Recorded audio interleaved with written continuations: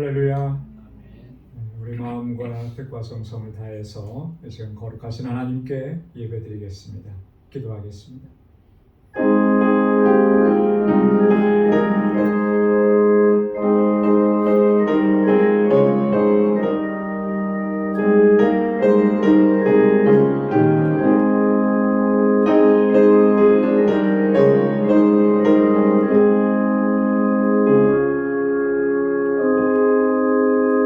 이스라엘아, 여호와를 의지하라. 그는 너의 도움이시요 너의 방패시로다. 아론의 집이여, 여호와를 의지하라. 그는 너의 도움이시요 너의 방패시로다. 여호와를 경외하는 너희는 여호와를 의지하라. 그는 너의 도움이시요 너의 방패시로다. 대소 물어나고 여호와를 경외하는 자에게 복을 주시리로다. 아멘. 은혜가 풍성하시고 자비하신 아버지 하나님, 오늘도 저희들을 사랑하시사 또 은혜 베푸시고자 주님의 보좌 앞으로 불러주시니 하나님 감사합니다. 우리의 일거수일투족을 눈동자와 같이 살피시고 지키시고 보호하시는 아버지, 주님의 그 은혜의 손길로 오늘 우리가 이 자리에 서 있을 수 있음을 이 시간 믿음의 눈으로 보며 감사함으로 주님 앞에 나아갑니다. 이 시간 주님 앞에 드리는 이 예배가 하나님 기뻐 받으시는 신령과 진정의 예배가 될 수 있도록 우리 주 성령께서 우리 마음과 생각을 주장하여 주옵소서. 여전한 우리 안에 있는 더러움과 흉악함과 죄악됨을 주님의 십자가 앞에 고백하오니 주님 용서하시고 주의 보혈로 씻어주시고 우리를 다시 정결하게 하여 주옵소서. 우리의 예배를 기뻐 흠양해 주시고 예비하신 은혜로 충만하게 허락하여 주옵소서. 이 예수님의 이름으로 기원하옵나이다. 아멘. 전능하사 천지를 만드신 하나님 아버지를 내가 믿사오며 그 외아들 우리 주 예수 그리스도를 믿사오니 이는 성령으로 잉태하사 동정녀 마리아에게 나시고 본디오 빌라도에게 고난을 받으사 십자가에 못 박혀 죽으시고 장사한 지 사흘 만에 죽은 자 가운데서 다시 살아나시며 하늘에 오르사 전능하신 하나님 우편에 앉아 계시다가 저리로서 산 자와 죽은 자를 심판하러 오시리라. 성령을 믿사오며 거룩한 공예와 성도가 서로 교통하는 것과 죄를 사하여 주시는 것과 몸이 다시 사는 것과 영원히 사는 것을 믿사옵나이다. 아멘. 찬양으로 하나님께 영광 돌리겠습니다. 크신 주께 영광 돌리세.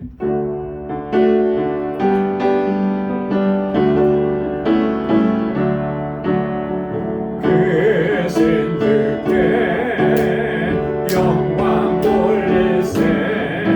하나님의 성에서 그의 거룩한 산에서 너가 높고 아름다워 온 세상의 깊은 저 문밖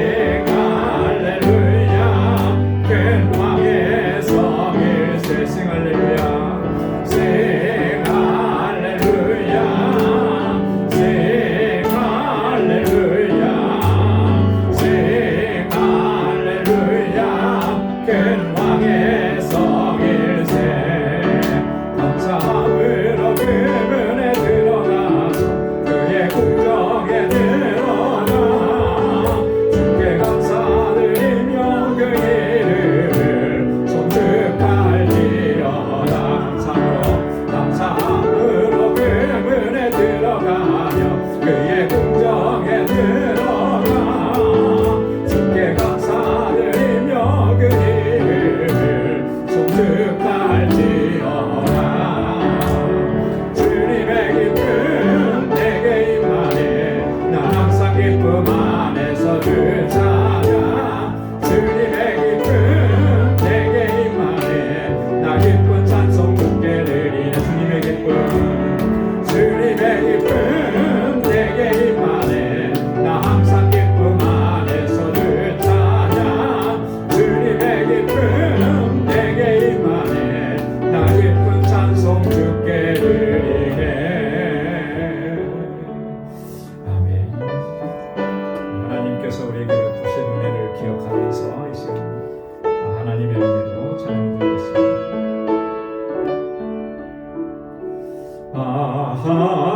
하나님의 은혜로 있을 데 없는 자 왜 구속하여 주는지 난 알 수 없도다.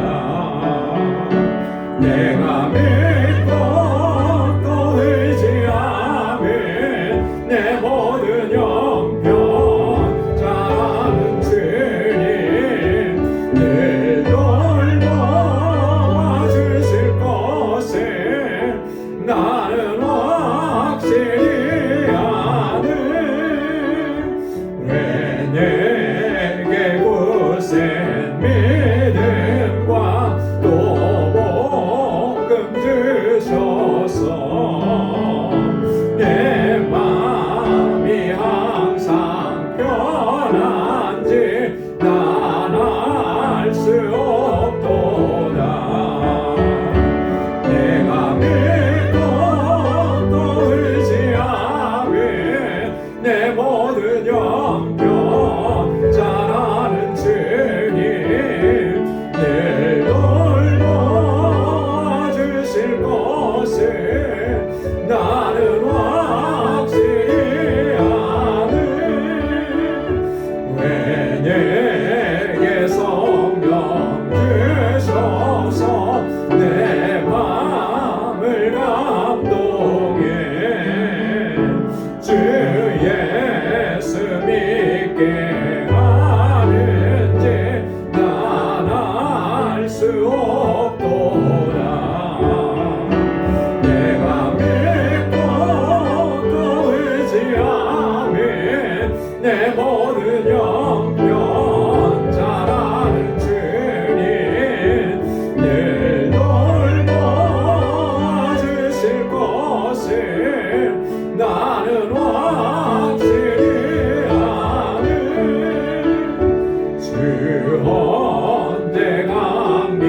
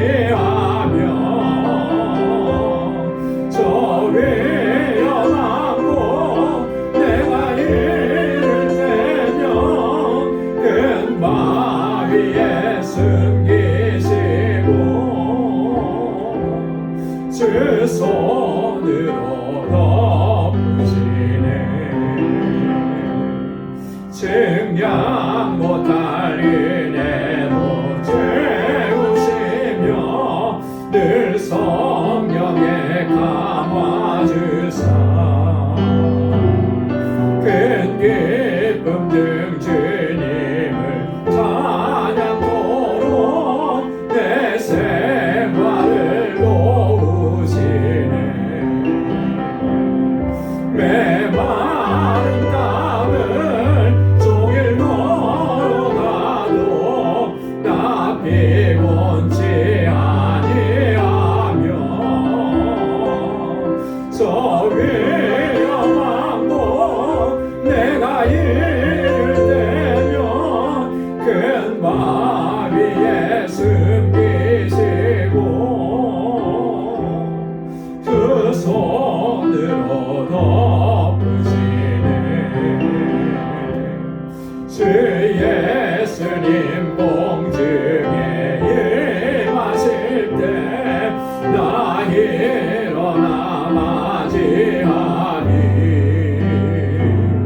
그 구원의 은총을 노래하리. 저 천국과 천사 함께 메마른 땅을 종일 걸어가도 나 피곤치 아니하며 저 위험한 곳 내가 이를 때면 큰 바 위에 숨기시고 주 손으로 덮으시네. 아멘. 우리의 사는 삶의 현장이 메마른 광야와 같지만 우리 주님 항상 우리를 인도해 주시고 주님의 날개 아래 우리를 품어주시고 주님의 손으로 우리를 덮어주셔서 주님의 평강을 누리게 하시고 주님의 주시는 은총 안에 거하게 하신 그 은혜 이 시간 기억하면서 우리 하나님 앞에 기도하겠습니다. 주님, 주님만 의지하고 견고한 믿음으로 끝까지 승리할 수 있도록 나를 붙잡아 주옵소서. 우리 방주 공동체가 믿음의 공동체, 사랑의 공동체로 주님의 주신 사명을 잘 감당하게 하옵소서. 세워주신 주님의 귀한 종들, 우리를 하나님의 직분자로 세워주셨는데 믿음으로 감당하게 하시고 충성스러운 종으로 소개하옵소서. 우리 사랑하는 자녀손들, 이곳에서 자라나는 주일학교와 유스룹과 EM의 우리 어린 신령들, 학생들, 청장년들, 또 우리 전도사님 위해서, 교사들을 위해서 지금 함께 기도해 주시고 우리 선교사님들을 위해서, 알라메다 방주교회와 우리 사역자들을 위해서, 우리 믿음의 식구들을 위해서, 특별히 육신의 연약함 가운데 있는 하나님의 귀한 백성들 치유의 은총을 허락해 주시기 위해서 우리 이 시간 가지고 나온 우리의 간절한 기도의 제목 함께 통성으로 아뢰겠습니다. 기도하겠습니다. 거룩하신 아버지 하나님 참 감사합니다. 아버지 하나님 저희들을 사랑하시고 날마다 은혜 안에 거하게 하소서. 이렇게 주님을 찬양하고 예배케 하시는 하나님 감사합니다. 언제나 우리의 마음을 다하고 힘을 다하여 영과 진리로 하나님을 예배하는 아버지 하나님 참된 예배자가 되도록 인도하여 주옵소서. 오늘도 이 시간 주님 앞에 불러주셔서 주님을 찬양하고 경배하오니 아버지 이 시간 우리 가운데 임하여 주시고 아버지 하나님 주님의 평강으로 덧입혀 주시고 주의 은혜로 덧입혀 주옵소서. 연약합니다. 그래서 자주 넘어집니다. 주님 붙잡아 주시고 주의 능력으로 함께하여 주셔서 아버지 하나님 굳건한 믿음으로 승리하며 하나님께 영광 돌리는 삶을 살아가는 우리 모두가 되게 하여 주옵소서. 우리 방주 공동체 사랑하시사 주님 세우시고 여기까지 인도해 주시니 감사합니다. 아버지 믿음의 공동체로, 사랑의 공동체로, 소망의 공동체로, 예수 그리스도의 증인의 공동체로 거듭 서게 하여 주옵소서. 아버지 하나님 우리 모든 권속들, 특별히 아버지 주께서 세워주신 주의 귀한 일꾼들, 아버지 하나님 청지기들에게 능력과 권능을 덧입혀 주시고 마음을 다하고 힘을 다하고 아버지 뜻을 다하여 주님을 섬기고 우리 공동체를 섬기고 주님의 주신 사명을 잘 감당할 수 있도록 인도하여 주시옵소서.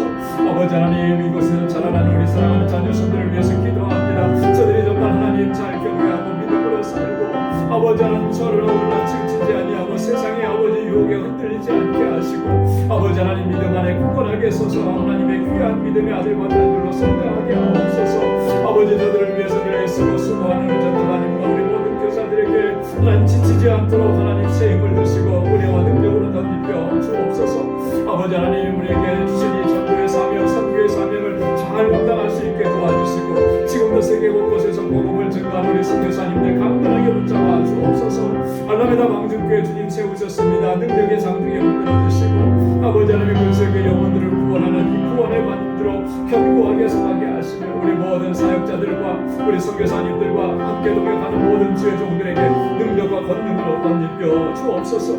우리 사랑하는 권속들 한 사람 한 사람 주께서 능력의 장중에 붙들어 주시고 저들의 권고한 형편을 아버지 아시오니 하나님 저희 부르짖는 기도에 응답해 주시고 아버지 하나님 주님의 주시는 평강으로 덧입혀 주옵소서. 늘 주님과 동행하며 믿음으로 살아내게 하시고 이 광야와 같은 삶 아버지 하나님 이 험악한 세상을 넉넉히 이겨낼 수 있도록 아버지 하나님 함께하여 주시옵소서. 육신의 연약함이 있음에도 주님 치료하여 주시고 온전하게 아버지 다시 회복시켜 주옵소서. 마음의 모든 염려와 근심과 걱정과 우리의 무거운 짐들을 이제 다 주님 앞에 내려놓게 하여 주옵소서. 주님의 주시는 참 평안을 누리게 하여 주옵시고 아버지 우리 사랑하는 성도들의 가정마다 하나님의 평안으로 덧입혀 주시고 아버지 믿음의 기업들을 든든하게 지켜주셔서 주께 영광 돌리는 귀한 기업이 되도록 인도하여 주옵소서. 오늘도 주님 앞에 나와 간절하게 간구하는 주의 종들의 기도에 하나님 선하신 응답을 받게 해주시고 아버지 이 시간도 말씀으로 아버지 우리를 새롭게 하여 주시고 새로운 결단과 각오로 주님 앞에 서는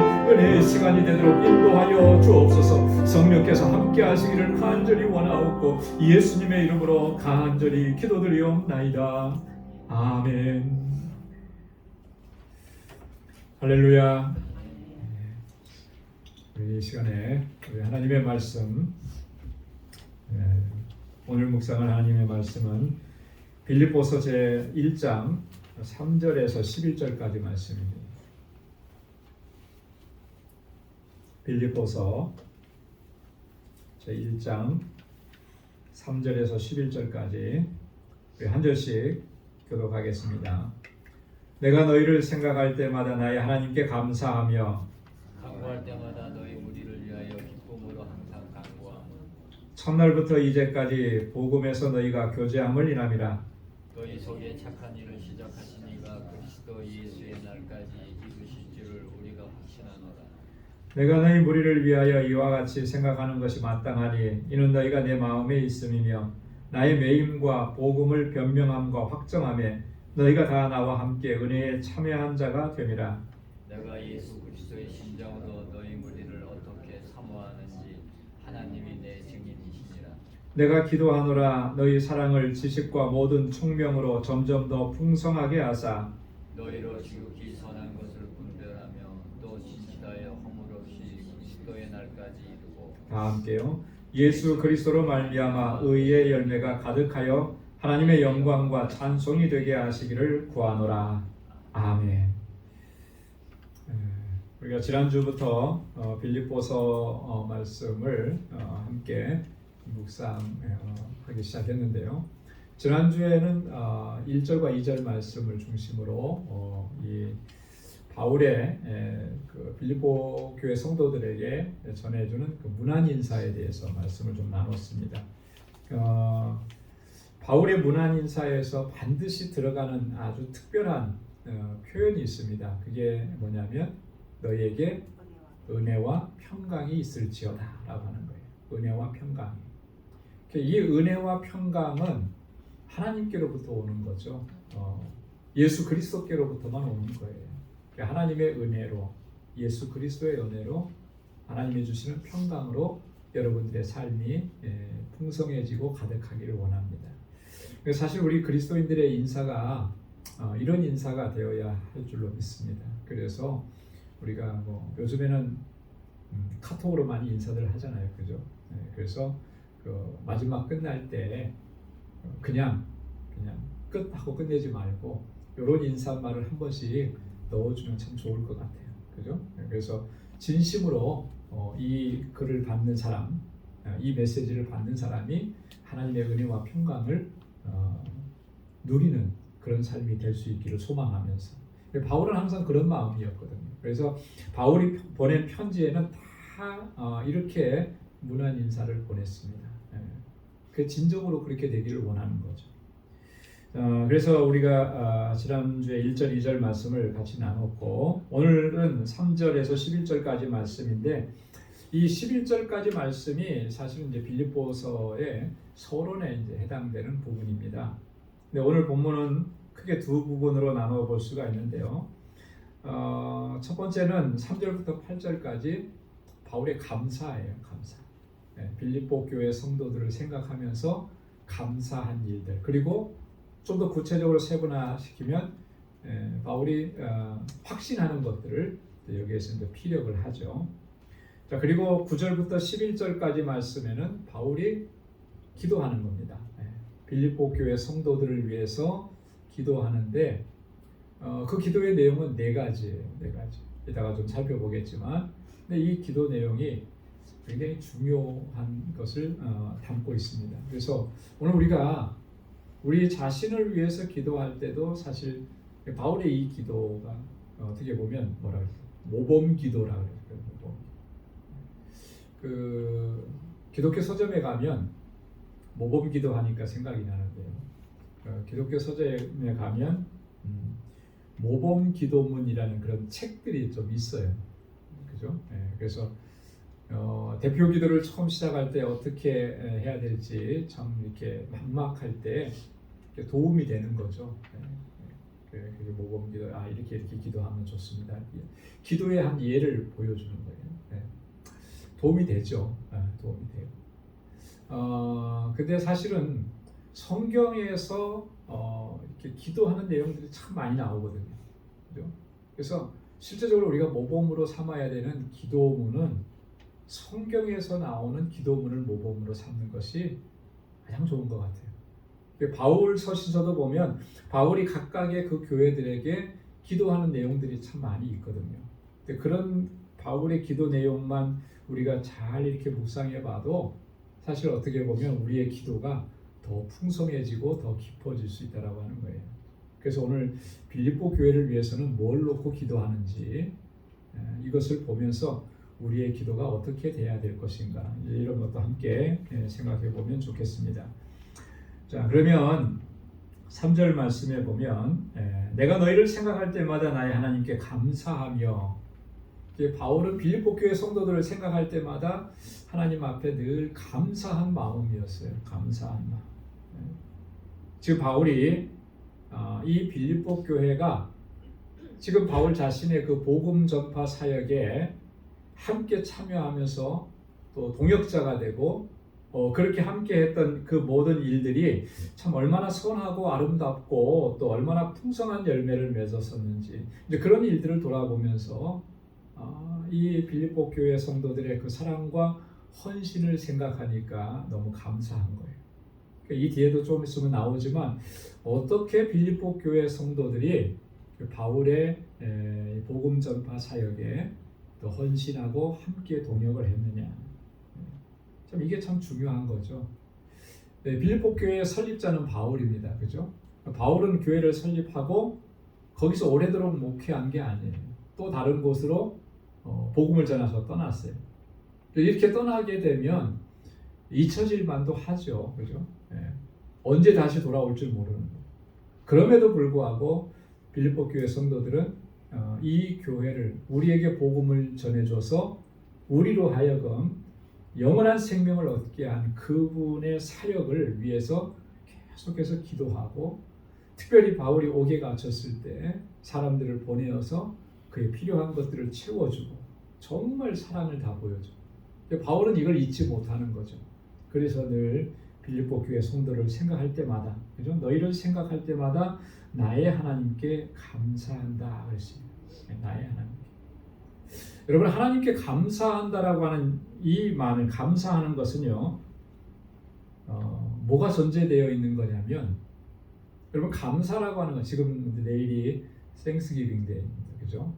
감사가 하나님께 감사를 올려드릴 때 전제되는 일이 있어요. 그게 뭐냐면 이 모든 것들은 하나님께서 행하신 일입니다 라고 하는 이 믿음의 고백인 거예요.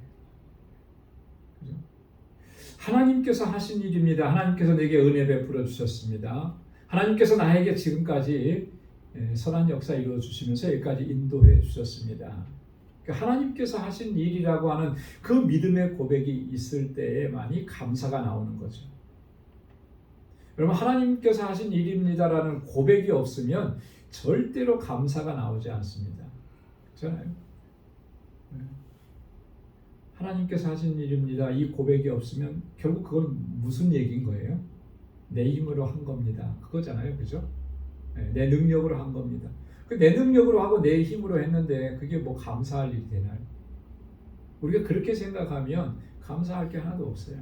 그러니까 우리가 감사한다는 이유는, 감사한다는 그 말은, 결국 그 고백은 그 안에 이게 전제되어 있는 거예요. 이 모든 일은 하나님께서 하신 일입니다. 여러분, 우리가 그렇게 믿음의 고백을 하고 감사함으로 주님 앞에 우리의 모든 삶의 감사함으로 나아갈 수 있기를 주님의 이름으로 축원합니다. 4절에 보면 간구할 때마다 너희 무리를 위하여 기쁨으로 항상 간구하면, 간구할 때마다, 바울은 기도할 때마다 항상 빌립보 교회 성도들을 위해서 기도하고 있다라고 하는 사실을 여기서 확인할 수 있죠. 간구할 때마다 너희를 위해서 기도한다. 그죠? 바울이 어떤 기도를 하든지 그 기도 속에는 항상 빌립보 교회 성도들을 위한 기도가 있었다라고 하는 거예요. 근데 자 보십시오. 어떻게 간구한다 그랬습니까? 기쁨으로 간구한다 그랬어요. 기쁨으로. 이게 좀 중요한 포인트죠. 누구를 위해서 기도하는데 감사함으로 기쁨으로 간구하는 것. 그러면 지금 기도를 하고 있는 그 대상의 지금 상태가 어떻다라고 하는 것을 충분히 짐작할 수가 있는 거예요. 바울이 지금 빌립보 교회 성도들을 바라보면서 기쁨이 있는 거잖아요. 그죠? 그 기쁨을 가지고 하나님 앞에 나아가는 거죠. 그럼 결국 뭐냐면 빌립보 교회 성도들이 정말 믿음 안에서 잘 하나님을 섬기고 그렇게 하고 있다라고 하는 것을 보여주는 거예요. 만약에 빌립보 교회 성도들이 믿음으로 제대로 하지 못하고 늘 분쟁하고 싸우고 다투고 그래서 교회가 시끄럽고 이랬다면은 기쁨으로 감사가 기도가 나오겠어요? 기도하죠, 기도해요. 근데 기도하는데 어떤 마음인 거예요? 안타까운 마음, 그죠? 근심하는 마음. 실제로 바울이 다른 지역의 누군가를 대상으로 기도할 때는 그런 심정으로 안타까운 마음으로 근심하면서 기도했던 적이 참 많이 있습니다. 그 대표적인 예가 뭐냐면 자기 동족 유대인들을 위해서 기도할 때 그런 거예요. 그죠? 그래서 로마서 9장 1절로 2절 말씀에 보면 그렇게 얘기했잖아요. 내게 큰 근심이 있고 마음에 그치지 않는 고통이 있다. 자기 동족 유대인들을 위해서 기도하는데 너무 안타까운 거죠. 그리스도가 메시아가 오셨는데 메시아를 영접하지 않고 복음을 영접하지 않으니까 얼마나 마음이 아프고 속상하겠어요. 그 간절함이 더해지죠, 사실은. 또 고린도 교회를 위해서 기도할 때도 마찬가지였잖아요. 그죠? 그래서 고린도후서 2장 4절에도 보면 큰 환난과 애통한 마음이 있어 많은 눈물로 너희에게 썼노니, 편지를 써 내려가는데 뭐로 썼다고 했어요? 많은 눈물로. 어떻게 보면 바울에게 있어서 고린도 교회는 가장 아픔을 줬던 그런 교회였던 것 같아요. 왜냐하면 문제가 굉장히 많아요. 지난번에 우리가 고린도전서 말씀 같이 묵상할 때도 어떤 문제들이 있었는지 쭉 살펴봤잖아요. 요즘식으로 말하면 고린도 교회는 마치 그 종합병원과 같아요. 병원은 환자들이 모여 있는 곳이잖아요, 그죠? 근데 내과는 내과 환자 여기만 오는 사람, 외과는 외과적인 치료받는 사람. 이런데 종합병원은 뭐예요? 온갖 그 아픔과 병과 이런 게 다 와서 치료받는 것이 종합병원이잖아요. 고린도 교회가 그런 상태인 거예요. 그러니 바울이 마음이 편할 리가 없죠. 그래서 고린도 교회를 생각하면 그런 거예요. 많은 눈물로 기도할 수밖에 없었던 거예요. 그런데 빌립보 교회는 그렇지 않았던 거죠. 기쁨으로 간구했다. 그만큼 빌립보 교회가 정말 하나님 앞에서 믿음으로 잘 섬기고 연약한 교회였지만 그렇게 성장해 가고 있었다라고 하는 것을 볼 수가 있습니다. 자, 5절에 보면 바울이 이렇게 기쁨으로 간구할 수 있었던 그 이유를 이렇게 설명합니다. 첫날부터 이제까지 복음에서 너희가 교제함을 인함이라. 첫날부터 빌립보에 처음으로 복음이 전해졌던 그때부터 지금까지 바울이 지금 이 로마 감옥에서 편지를 쓰고 있는 지금까지예요. 이 시간 동안에 복음에서 너희가 교제함을 인합니다. 복음으로 교제하고 있다라는 거죠. 빌립보 교회 성도들 안에서도 복음 안에서 교제할 뿐만 아니라 바울과의 릴레이션십 안에서도 복음 안에서 우리가 교제하고 있다라고 하는 거예요. 복음 안에서 교제하고 있다라고 하는 말이 구체적으로 그럼 어떤 얘기일까? 이렇게 우리가 생각할 수 있을 거예요. 빌립보 교회 성도들이 많은 그런 고난과 시험에도 불구하고 처음 사랑을 잃지 않은 거예요. 그 첫사랑을 잃지 않고 인내하면서 바울이 복음을 전하는 이 사역에 물질로, 사랑으로, 기도로 함께 동역하면서 복음 전파 사역에 동참하고 있다라고 하는 그런 거죠. 바울은 그것을 이렇게 표현을 한 것입니다. 이 빌립보 교회 성도들이 얼마나 정말 열심히 바울의 사역에 동역을 했는지 모릅니다. 빌립보서 4장 15절 16절에서 바울이 이 사실을 이렇게 한번 언급을 해요. 빌립보 사람들아 너희도 알거니와 복음의 시초에 내가 마게도냐를 떠날 때에 주고받는 내 일에 참여한 교회가 너희 외에 아무도 없었느니라. 마게도냐로 건너와서 복음을 전하는 그 처음에 이제 마게도냐에서 복음을 전하고 떠날 때에 바울이 지금 복음 전도 선교 여행을 떠나가는 그 여정 가운데 바울의 필요한 모든 것들을 채우고 공급하고 사랑을 베푼 교회가 너희 외에는 아무도 없었다. 빌립보 교회가 특별했던 거예요. 특별했던 겁니다. 그랬기 때문에 바울은 정말 이 빌립보 교회를 위해서 기쁨으로 하나님 앞에 간구하지 않을 수가 없었던 것이죠. 자, 그러면서 6절에 보면 너희 속에 착한 일을 시작하신 이가 그리스도 예수의 날까지 이루실 줄을 우리가 확신하노니. 그러니까 이런 모습을 보면서 바울은 분명한 확신을 가진 거예요. 그 확신이 뭐냐면 너희 가운데서 착한 일을 시작하신 이가, 이분은 누구신 거죠? 빌립보 교회 성도들 안에서 착한 일을 시작하신 분은 누구예요? 하나님이시잖아요. 그죠? 예수 그리스도신 거죠. 근데 바울은 이거를 하나님께서 이렇게 한마디로 표현할 수도 있는데 좀 길게 설명을 한 거예요. 너희 속에서 착한 일을 시작하신 이가. 강조하려고 하는 표현인 거죠. 강조하려고 하는. 여기서 착한 일이라는 것이 어떤 일을 착한 일이겠습니까?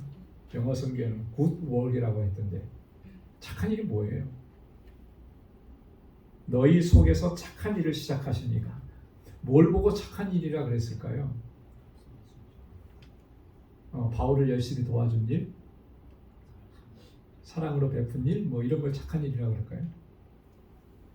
바울이 여기서 얘기하는 그 착한 일이라고 하는 그 말의 의미는 이런 거예요. 빌립보 교회 성도들의 구원을 이루시는 하나님의 은혜의 역사들을 얘기하는 거예요. 빌립보 교회 성도들 안에서 구원의 역사를 이루시고 새 생명의 역사를 이루어 가셨던 그 모든 일들을 착한 일이라고 그렇게 설명을 하고 있는 거예요. 자, 그 일을 이루신 거죠. 세상에서 착하게 살고 도덕적으로 윤리적으로 착하게 살라고 하는 그런 일들을 얘기하는 것은 아니고요. 그 의미를 넘어서는 것이죠. 자, 그래서 그 착한 일을 시작하신 그 하나님께서 예수 그리스도의 날까지 이루실 줄을 우리가 확신합니다. 여러분, 여기서 말하는 예수 그리스도의 날은 어떤 날이겠습니까? 예수 그리스도의 날까지 이루신다 그랬잖아요. 뭘 이루시는 거냐? 그리스도의 날은 언제고? 이미 예수 그리스도께서는 부활하시고 승천하신대, 그죠? 그러면 여기서 그 날은 재림의 날인 거죠. 주님이 다시 오시는 그 날까지. 그날까지 이루실 줄, 뭘 이루시느냐는 거예요. 이들 안에서 착한 일을 시작하셨는데 그 착한 일의 완성이 이루어지는 것을 의미하는 것입니다. 그 착한 일이라는 것이 구원이라고 그랬잖아요. 그죠? 구원의 은혜라고 그랬잖아요. 그러니까 이 말은 구원의 완성을 이루실 줄을 확신한다라고 하는 그런 의미예요. 언제? 그리스도 예수의 날에. 주님 다시 오시는 날. 여러분 우리가 이것을 꼭 기억해야 됩니다. 구원은 예수 믿고 내가 믿음으로 고백했을 때 우리는 구원받고 하나님의 자녀가 됩니다. 그런데 그 구원의 완성은 언제 이루어지는 거예요? 모든 사람들의 모든 하나님의 백성들의 구원의 완성은 예수 그리스도께서 세상을 심판하시기 위해서 세상에 다시 재림주로 오시는 그때 구원의 완성이 이루어지는 거예요. 그 구원의 완성이라고 하는 것은 다른 말로 영원한 천국에 들어가는 것을 의미하는 거죠. 바울은 지금 그것을 염두에 두면서 너희 안에 구원의 역사를 이루신 분께서 너희의 믿음을 견고하게 지켜주시고 붙잡아 주시고 그렇게 쭉 하나님 잘 섬기고 믿음으로 살게 하셔서 그리스도의 날까지 그것을 이끌어 가실 것을 내가 확신합니다. 이 고백인 거예요. 여러분 이거 대단한 거잖아요. 그죠? 가끔 가다 보면 어떤 사람들은 믿음 생활 잘하다가 낙심하고 넘어져서 마지막에는 믿음을 잃어버리는 경우들도 가끔씩 보게 되고요. 그럼 너무 안타깝잖아요. 근데 바울은 분명한 확신이 있는 거예요. 지금 이 빌립보 교회 성도들이 하는 그 믿음의 모습을 보니까 하나님께서 끝까지 이분들을 이끌어 가실 것이다라고 하는 분명한 확신을 갖는 거죠. 여러분 우리가 우리 스스로에게도 우리 믿음의 길에서 우리 자신에 대해서도 그런 확신과 믿음을 가지고 끝까지 믿음의 여정을 달려갈 수 있기를 소망합니다. 때로는 어려움이 있을 수 있고요. 내 믿음이 뿌리채 흔들리는 그런 상황이 올 수도 있어요. 그러나 분명한 것은 하나님께서 나를 지키신다는 거죠. 하나님께서 예수 그리스도의 날까지 이 구원의 완성을 이끌어 가신다라고 하는 거예요. 여러분 그 확신과 그 믿음만 가지고 있으면 흔들릴지언정 우리가 무너지지 않고 흔들릴지언정 뿌리가 뽑히지 않는 거예요. 그래서 끝까지 또 하나님의 영광을 위해서 달려갈 수 있는 우리 모두가 될 수 있기를 소망합니다. 자, 7절에 보면 내가 너희 무리를 위하여 이와 같이 생각하는 것이 마땅하다 그랬어요. 내가 지금 이 확신을 가지고 이렇게 생각하는 6절에서 있는 그 생각 그거 마땅하다. 왜냐하면 그 다음에 이는 너희가 내 마음에 있음이며 그죠? 여러분들이 내 마음에 있습니다. 바울의 마음속에 있는 거예요.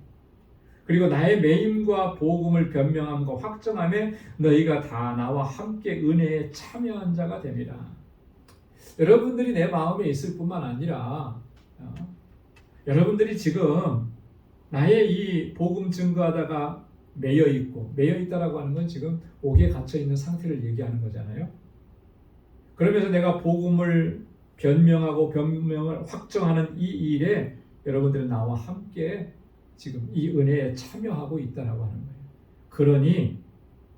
그러니 내가 이 확신을 갖는 거 마땅한 일 아닙니까? 라고 하는 거예요. 그러니까 지금 자기 자신들의 어떤 믿음 생활뿐만 아니라 복음을 전도하는 이 모든 일들에 함께 바울의 동역자가 되어서 그 복음의 사역을 함께 감당하고 있는 그 모습.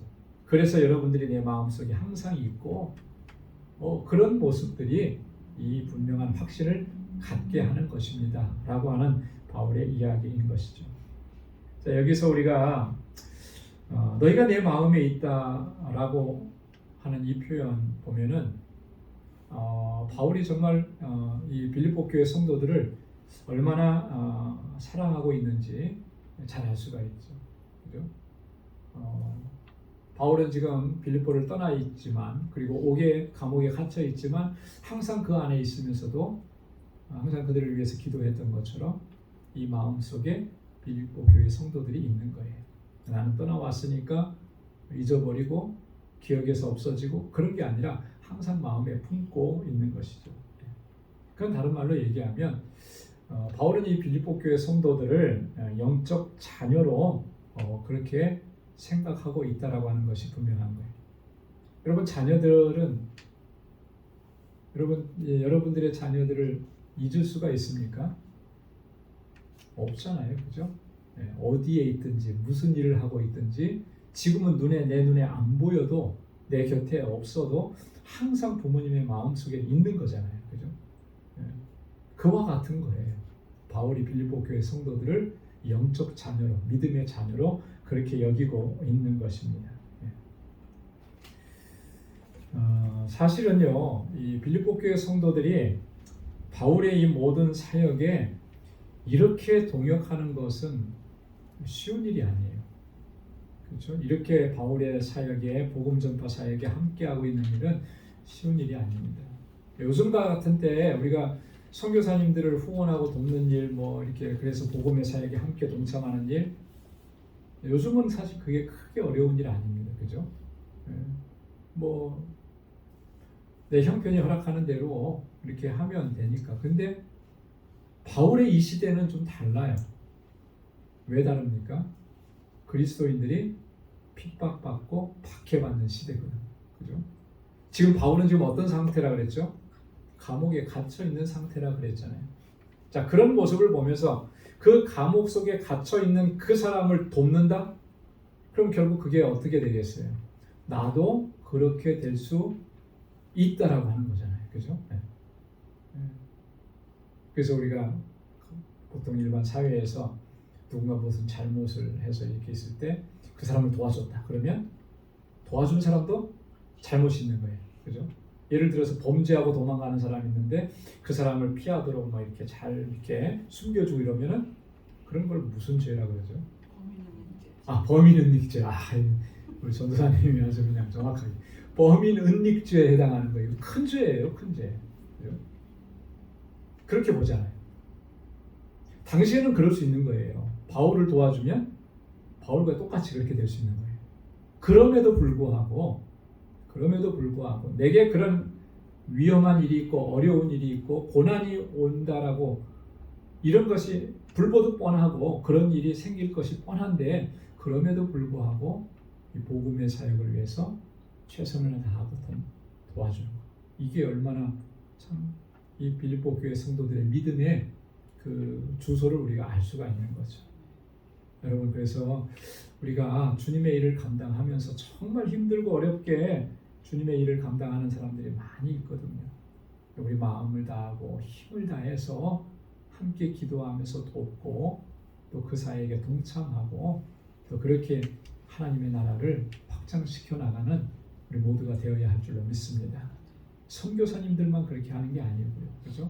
어떤 기관에 나가서 섬기는 구제하는 사역을 하시는 분들, 그런 분들만 그렇게 하는 게 아니라 함께 하는 거예요. 함께. 함께. 자, 그 다음에 8절 말씀. 내가 예수 그리스도의 심장으로 너희 무리를 어떻게 사모하는지 하나님이 내 증인이시라. 하나님이 내 증인이시다. 여기 보면 내가 그리스도 예수의 심장으로 그랬습니다. 그리스도의 심장으로. 이게 어떤 의미일까요? 그리스도의 심장으로. 내 안에 그리스도의 심장이 있다. 굉장히 의미 깊고 또 묵직한 그런 말씀이잖아요. 그죠? 그리스도의 심장. 그리스도의 마음으로.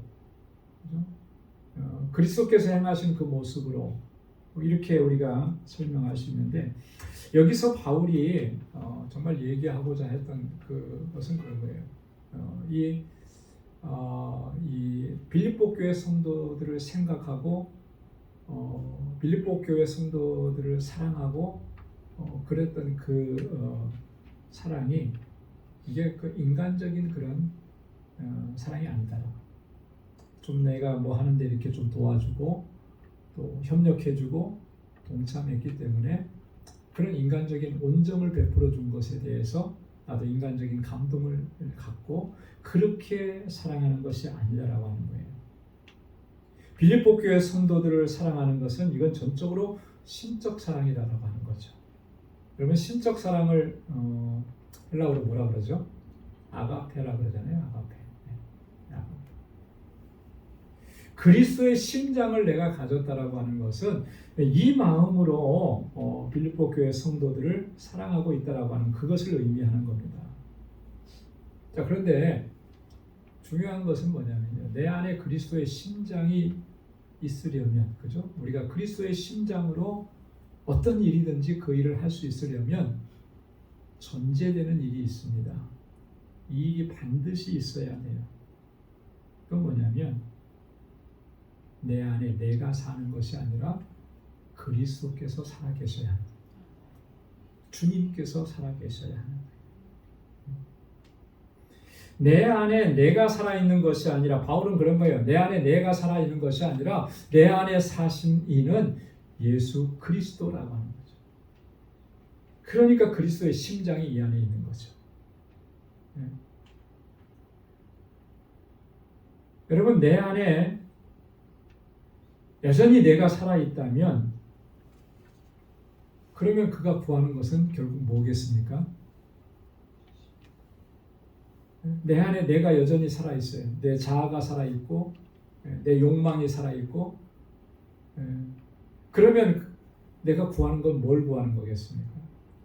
내 의를 구하는 거죠. 그죠? 조성모가 불렀던 가시나무 새 아십니까? 내 안에 내가 너무도 많아. 그죠? 그 복잡한 신념. 근데 그거 사실 조성모 가수가 부른 게 아니고 원곡자는 하덕규 목사님이 지으신 거예요. 지금 목사님이시고 옛날에 시인과 촌장이라고 하는 듀엣으로 활동을 하셨던 거예요. 근데 그분이 불렀을 때는 별로 안 떴어요, 이 노래가. 조성모가 부르니까 뜨더라고요. 그래서 모르는 사람이었어요. 그러니까 가사 보면 그래요. 그 고민을 담아낸 거거든요. 내 안에 내 욕망, 내 야망, 그 이기적인 마음들, 이런 것들이 가득한 거, 이걸 어떻게 벗어낼 수가 있느냐라고 하는 그런. 하덕규 목사님이 이렇게 쓴 그 노래들, 이렇게 가사들을 보면 기독교 신앙, 우리 그 기독교 신앙의 정체성이 그 안에 다 많이 담겨져 있어요. 뭐 예수님, 뭐 그리스도, 나의 왕, 이런 표현은 안 들어가 있어도 그 가사 안에 정신이 이제 그런 게 다 담겨져 있는 거. 그래서 참 세상 일반적인 노래였지만 그래도 이렇게 가슴을 울리는 그게 있는 거죠. 여러분, 내 안에 내가 살아 있으면 결국 그 사람이 추구하는 것은 자기 의를 추구하는 거예요. 뭘 했든지 간에. 목사가 돼서 설교를 하고 전도, 신방을 하고 교회를 이끌어가고 해도 내가 살아 있으면 결국 그게 뭐가 되는 거예요? 겉으로 볼 때는 목회 일을 하는 것 같고 전도의 일을 하는 것 같고 뭐 이렇게 대단한 일을 하는 것 같지만 결국 자기 의를 구하는 거거든요. 그러면 그 안에는 하나님이 안 계신 거죠. 하나님이 안 계신 거예요. 내 안에 나는 죽고 그리스도께서 살아 역사하셔야 하는 것입니다. 그래야만 하나님의 의를 구하게 돼요. 내 안에 계신 분이 그리스도신데, 그죠? 내 안에 계신 분이 예수 그리스도신데 그분이 주장하시고 그분이 이끌어 가시는 거 아니겠어요? 그래서 우리가 항상 우리 자신을 살펴봐야 합니다. 정말 내 안에 누가 살아있느냐라고 하는 거예요. 그죠? 내가 살아있는가? 만약에 내가 살아있다면 지금 바울이 얘기하는 것처럼 예수 그리스도의 심장으로 이런 말을 할 수가 없어요. 그죠? 그리스도께서 내 안에 살아계시지 않는데, 내 안에 계시지 않는데 어떻게 이런 말이 나올 수 있겠습니까? 안 나오죠. 갈라디아서 2장 20절 말씀에 보면 바울의 아주 유명한 고백이 나오죠. 내가 그리스도와 함께 십자가에 못 박혔나니 그런즉 이제는 내가 산 것이 아니요 오직 내 안에 그리스도께서 사신 것이라. 할렐루야. 자, 우리는 그리스도와 함께 십자가에 못 박혀서 죽었습니다. 여러분 죽었습니까? 여러분 죽으셨어요? 그리스도와 함께? 아직 안 죽으셨구나. 신앙생활하고 믿음으로 산다라고 하는 것은요, 내가 그리스도와 함께 죽었다라고 하는 것을 전제하는 것입니다. 그렇죠? 그리스도와 함께 죽은 거예요. 그런데 우리를 하나님께서 예수 그리스도를 통해서 다시 살리신 거죠. 그리스도를 통해서 다시 살리신 거예요. 십자가에서 예수님께서 달려 돌아가신 것은 주님만 그렇게 돌아가신 것이 아니라 내가 그 십자가에 지금 죽은 거예요. 내가 예수님 믿습니다. 나의 구원자이십니다. 이 고백을 한다라고 하는 것은 그 전제되는 게 내가 죽었다라고 하는 거거든요. 이 육체를 가진 육신으로 살아가는 육적인 삶을 살아가는 이 존재가 죽었다라고 하는 거예요. 이게 십자가에 못 박힌 거예요. 나는 죽어든 거죠. 그러니 더 이상 내가 산 것이 아니죠. 그죠? 내가 산 게 아니에요. 나는 죽었으니까. 나는 죽고 내 안에서 누가 사시는 거예요? 예수 그리스도께서 사시는 거예요. 내 안에 살아계신 그 그리스도께서 내 삶을 이끌어 가시고 하나님의 영광을 위해서 살게 하시고, 육신을 가진 육적인 존재로서는 하나님께 영광 돌릴 수가 없습니다. 육적인 존재로서는 아무리 내가 발버둥 쳐도 그 삶이나 사역이 하나님께 영광이 될 수가 없어요. 내 안에 그리스도께서 살아 역사하셔서 그분이 이끌어 가셔야 그 모든 것들이 하나님께 영광이 되는 거죠. 오늘 갈라디아서 2장 20절에서 바울이 고백하는 이 고백이 저와 여러분들의 고백이 될 수 있기를 소망합니다. 너희 무리를 어떻게 사모하는지 하나님이 내 증인이시니라. 바울은요, 가끔씩 이렇게 하나님을 나의 증인으로 초청하고 청빙하는 그런 표현들을 많이 써요. 증인은 굉장히 중요하죠. 그죠? 증인은 내가 한 이 말을, 또 내가 한 행동이나 어떤 일들을 그게 맞다고 확정 지어주는 역할을 합니다. 그래서 법정에서 증인은 굉장히 중요합니다. 그래서 증인을 확보했느냐, 증인이 있느냐, 이런 게 굉장히 그 판결에 중요한 그 역할을 하죠. 그만큼이나 또 엄중하게 다루는 게 위증죄라고 하는 거예요. 그죠? 위증이라는 건 뭐죠? 거짓 증거하는 거잖아요. 거짓 증인이 되는 거. 이거 아주 법적으로 아주 크게 무겁게 다루는 거예요. 증인이 그만큼 중요하기 때문에 올바른 판단을 위해서. 근데 바울은 이 모든 표현들을 하고 빌립보 교회를 내가 사랑하는데 얼마만큼 내가 사랑하는지 사실 안 보일 수 있잖아요. 그죠? 얼마만큼 사랑하는지, 나를 빌립보 교회 성도들 얼마만큼 위하는지 안 보일 수 있어요. 근데 바울이 하나님을 모셔오는 거예요. 하나님을 모셔와서 하나님이 내 증인이시다. 하나님은 다 알고 계신다라고 하는 거죠. 여러분, 하나님을 증인으로 모셔왔다라고 하는 것은 뭘 의미하는 거예요? 바울이 지금까지 그렇게 그 마음을 가지고 지금까지 그렇게 빌립보 교회 성도들을 대하고 위해서 기도하고 그렇게 했다라고 하는 것을 의미하는 거죠. 자, 다른 데서도 보면 바울이 이렇게 얘기합니다. 로마서 1장 9절에 보면 내가 그의 아들의 복음 안에서 내 심령으로 섬기는 하나님이 나의 증인이 되시거니와. 하나님이 나의 증인이 되신다. 이렇게 보죠. 고린도후서 1장 23절에도 보면 내가 내 영혼을 두고 하나님을 불러 증거하시게 하노니. 감히 하나님을 부른다 그렇게 표현하잖아요. 이건 분명한 거고 이건 사실이고 이건 진짜입니다. 하나님께서 증거해 주실 겁니다. 이 얘기거든요. 갈라디아서 1장 20절에도 보면 보라 내가 너희에게 쓰는 것은 하나님 앞에서 거짓말이 아니로라. 하나님 앞에서 거짓말이 아니다. 하나님이 증인이 되신다. 여러분, 우리가 신앙생활 할 때요, 어떤 일을 하고 어떤 말을 하고 어떤 일들을 해나갈 때 이 정신을 가지고 우리가 주님의 일을 감당하고 어떤 말을 해도 그 말을 하고 그렇게 해야 할 줄로 믿습니다. 여러분, 하나님을 내가 한 말의 증인으로 모실 수 있겠습니까? 내가 어떤 일을 했는데 그 일에 대해서 하나님을 증인으로 모시고 하나님이 증인이십니다. 하나님께서 증거해 주실 것입니다. 이렇게 얘기할 수 있겠습니까? 그렇게 할 수 있어야 되는 거거든요. 그렇잖아요. 정말로 내가 내 의를 완전히 다 내려놓고 오직 내 안에 사시는 그리스도께서 영광 받으시고 그리스도께서 이끄시는 대로 순종하고 하나님의 영광을 위해서만 우리가 최선을 다하고 그 일을 감당한다면 아마 우리도 바울처럼 그렇게 얘기할 수 있을 것 같아요. 내가 그리스도의 심장으로 여러분들에게 말합니다. 하나님이 나의 증인이십니다. 여러분, 우리가 그렇게 고백할 수 있는 자리까지 나아갈 수 있기를 주님의 이름으로 축원합니다.